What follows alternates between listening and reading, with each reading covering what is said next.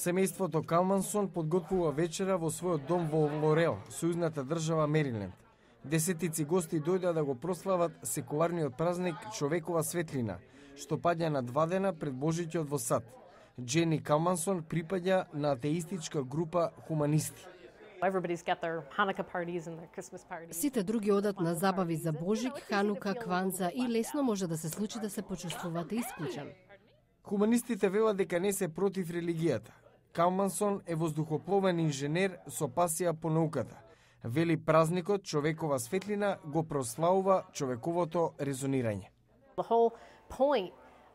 Целата смисла на хуманизмот е дека е можно всушност пожелно да се живее добар, морален и среќен живот и дека не ви треба Господ за да го сторите тоа.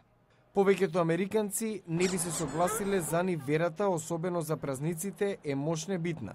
Сепак, неодамнешна анкета тврди дека 17% од американците не се идентификуваат со ниту една вера. Меѓу помладите возрастни, износот е околу 25%.